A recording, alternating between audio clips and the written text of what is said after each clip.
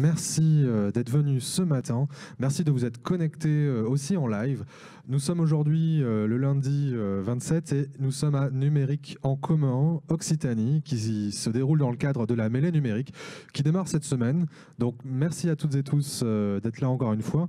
Numérique en commun Occitanie, donc c'est la 3e édition qu'on mène aujourd'hui il s'agira durant toute cette journée-là de traiter les problématiques d'inclusion numérique, vous l'avez deviné, de manière assez opérationnelle. On a voulu le programme d'aujourd'hui assez tourné vers les bons conseils, les freins à lever et ce avec la participation de nombreux acteurs. Donc on a organisé cette journée-là spécifiquement aussi en grande partie en pensant aux professionnels et avec eux également qui ont contribué aussi à cette programmation. Donc encore merci. Une journée qui a été soutenue par pas mal d'acteurs aussi cette année, comme le conseil départemental de Haute-Garonne, qu'on remercie, le SICOVAL, Pôle emploi, SFR, Berger-Levrault, la SNCF, Harmonie Mutuelle, Orange. Voilà, encore merci d'être là. Et cette journée-là s'inscrit, on va en parler juste là tout de suite avec l'ANCT, avec Caroline, mais c'est une journée qui est labellisée donc par l'ANCT. On va vous dire ce que c'est que ce principe-là de journée numérique en commun, parce qu'il ne s'agit pas juste d'un événementiel, c'est bien plus que ça. Donc cette journée qu'on co-organise avec l'ANCT, merci beaucoup à toutes et tous, et je vais vous présenter le programme juste après, mais tout d'abord je vais passer la parole peut-être à Caroline Corbal qui nous a rejoint aujourd'hui. Merci beaucoup. Est-ce que vous m'entendez? Oui. Merci beaucoup Louis, bonjour à toutes et à tous. On est ravis à l'Agence nationale de la cohésion des territoires de soutenir cette édition de Numérique en commun. Rinoc est devenu vraiment expert en organisation de NEC locaux, donc je ne doute pas de la qualité de la journée qui vous est proposée. Je pense que quand on vient à des journées comme ça de numérique en commun, c'est le même constat qui nous rassemble à chaque fois. La crise sanitaire l'a vraiment démontré, on connaissait le constat, mais la crise sanitaire l'a encore plus démontré. Le numérique est devenu vraiment indispensable au quotidien des Français et des Françaises, que ce soit pour accéder à ses droits, bien entendu, mais aussi à la santé, à l'éducation, à la culture. Et donc l'accompagnement des personnes vers l'autonomie sur les outils et les usages numériques est devenu vraiment une priorité. C'est à la fois un enjeu d'urgence sociale, d'accès à ses droits, mais aussi un enjeu un peu plus large qui est celui de permettre à chacun et à chacune de développer une culture numérique critique qui lui permet de prendre des décisions éclairées dans un monde qui est de plus en plus numérique. C'est pour ces raisons que l'État a annoncé un investissement, un effort exceptionnel il y a un an de 250 millions d'euros pour des actions structurantes en matière d'inclusion numérique. Aujourd'hui, donc depuis un an, vous imaginez bien, beaucoup de choses se sont passées et la plupart en collaboration avec vous tous. Donc pour vous donner peut-être quelques éléments, donc au niveau des 4000 conseillers numériques, donc qui sont des médiateurs, certains sont dans la salle aujourd'hui et on sort d'une visio avec plus de 150 conseillers numériques d'Occitanie, donc ils vont être sur le terrain pour accompagner les citoyens au quotidien.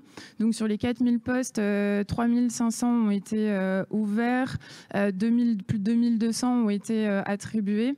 On a plus de 1100 conseillers numériques actuellement en formation et plus de 150 qui ont déjà commencé les accompagnements. Donc là, on est au niveau national, 4500 accompagnements réalisés et c'est un chiffre qui va bien sûr progresser très vite puisque les conseillers numériques certains vont bientôt terminer leur formation et commencer le travail de terrain. Concernant aussi l'outillage du secteur de la médiation numérique, il y a tout un ensemble d'actions qui ont été lancées. Notamment, je porte à votre connaissance un AMI qui s'appelle Outiller la médiation numérique. Si vous avez envie de porter des projets d'outillage de l'inclusion numérique, il y a plus de 7 millions d'euros qui sont dédiés à cet AMI qui va être ouvert pendant 2 ans. Donc n'hésitez pas à candidater et puis à le relayer. On a déjà reçu les candidatures de la première vague et les lauréats de la première vague seront annoncés lors de Numérique en commun national en octobre. C'est aussi la généralisation de l'outil Aidant Connect qui permet aux aidants numériques de faire à la place d'eux. Et donc la vague de déploiement Occitanie a été lancée en septembre. Donc on est en plein dans l'actualité. Et pour que ces actions-là fonctionnent et soient pérennes dans le temps, c'est pas juste l'État qui fait ça, c'est vraiment une action qui est collaborative, qui est partagée avec les collectivités territoriales bien évidemment, mais avec l'ensemble des partenaires et des acteurs locaux. Et c'est là où la dynamique numérique en commun prend vraiment tout son sens. Depuis le début, l'objectif de numérique en commun, c'est de créer des alliances qui soient solides, qui soient durables, pour répondre ensemble aux défis de l'inclusion numérique. Donc l'esprit NEC, c'est on se réunit, donc que ce soit les agents de collectivité, les élus, l'État, les entreprises, les associations, les porteurs de tiers-lieux, mais aussi le monde de la recherche, pour prendre de la hauteur, pour faire le bilan, pour construire des feuilles de route communes. Et c'est ce qu'on va faire toute la journée lors de ce NEC. Je profite aussi pour vous inviter à l'édition nationale très rapidement qui a lieu les 20 et 21 octobre, donc dans moins d'un mois. C'est en Charente, et si vous ne pouvez pas vous déplacer en Charente, les contenus seront bien sûr accessibles en ligne pendant les 2 jours. Voilà, donc je remercie le Hub RINOC pour la qualité de l'organisation et pour son accueil chaque année, et je vous souhaite à tous et toutes un excellent numérique en commun. Merci beaucoup Caroline. On est très fiers aussi de pouvoir organiser cette édition-là aussi, encore une fois avec votre soutien, votre appui. Donc voilà, vous l'avez entendu, du 20 au 21 octobre, on va tous en Charente, en Sud-Charente, pour cette édition nationale. Donc voilà, et puis je vais vous parler peut-être un peu du programme. Justement, donc, on va enchaîner à 11h avec une table ronde où on va retrouver un bon nombre d'acteurs justement qui ont déjà lancé pas mal d'actions et qui vont nous faire un peu leur retour d'expérience. On sait qu'en Occitanie, il y a énormément de chantiers encore à impulser, sincèrement. On a une région où il y a de grandes disparités socio-économiques, notamment au niveau de la population sur différents territoires. On a des territoires très très variés, mais on pense aussi qu'on a beaucoup à partager. Donc c'est aussi ça l'esprit de cet événement-là, et de permettre à des intervenants de nous donner un peu des pistes pour résoudre un peu toutes les problématiques qu'on va pouvoir rencontrer sur le pass numérique et d'autres, autant d'un point de vue stratégique que d'un point de vue opérationnel. Donc l'inauguration de cette journée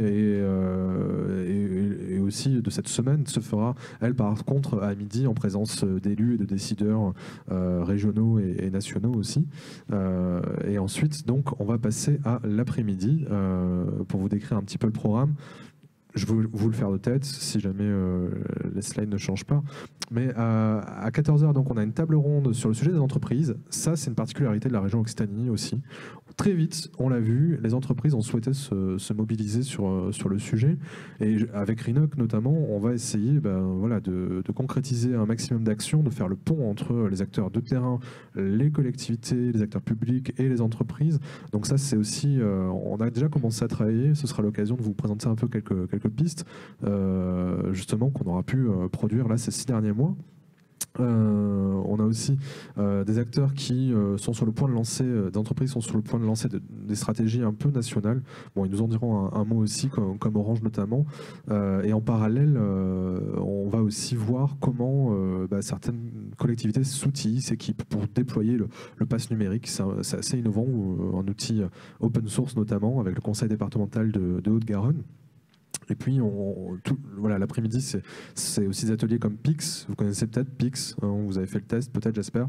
Mais allez-y, sinon. Ils sont venus. On va les voir aussi là. On a des stands sur Pix. On a un stand sur Pix, justement. Et puis, ils vont nous présenter un peu leur dispositif. Sur les autres thématiques d'atelier, on a Reconnect aussi, un coffre-fort numérique. Donc c'est assez utile, notamment dans l'accompagnement des personnes qui ont du mal à gérer leur documentation électronique ou leur facture ou autre. Bon, on verra en tout cas Reconnect. Je vous invite à y aller aussi. Il va falloir se partager. Parfois, vous allez voir, la programmation est en parallèle. Et on va terminer la partie atelier avec Aidant Connect, un outil développé comme une start-up d'État tout récemment, qui permet de faire à la place d'eux sur des démarches en ligne. Vous connaissez France Connect certainement. Il faut savoir qu'il y a des professionnels qui doivent faire à la place d'eux, mais c'est assez compliqué de retenir les mots de passe des gens quelque part sur un post-it. Bon, vous allez voir cette solution, en tout cas, on est en train de la déployer en région. Il y a des formations aussi, donc là aussi, c'est l'occasion d'aller découvrir découvrir ou redécouvrir et approfondir sa connaissance sur le sujet. Et enfin, temps convivial, instant réseau, à 18h, on termine cette journée ici même, hein, je crois. Vous avez vu, il y a 2 salles, hein, 116 et ici. Et on va pouvoir conclure un peu cette journée tous ensemble par un temps convivial. Mais voilà, ce sera l'occasion d'échanger évidemment sur notre sujet pendant tout ce temps-là. Et je crois qu'entre-temps, hein, c'est ça, Audrey. Je vous présente Audrey d'ailleurs. Oui. Bonjour Audrey. Bonjour tout le monde. Alors du coup, je suis Audrey Drujon, je travaille aux côtés de Louis à la Mêlée sur le pôle inclusion numérique notamment. Et j'attire votre attention sur un des formats qui n'est pas dans le programme. Il s'agit d'interludes vidéo.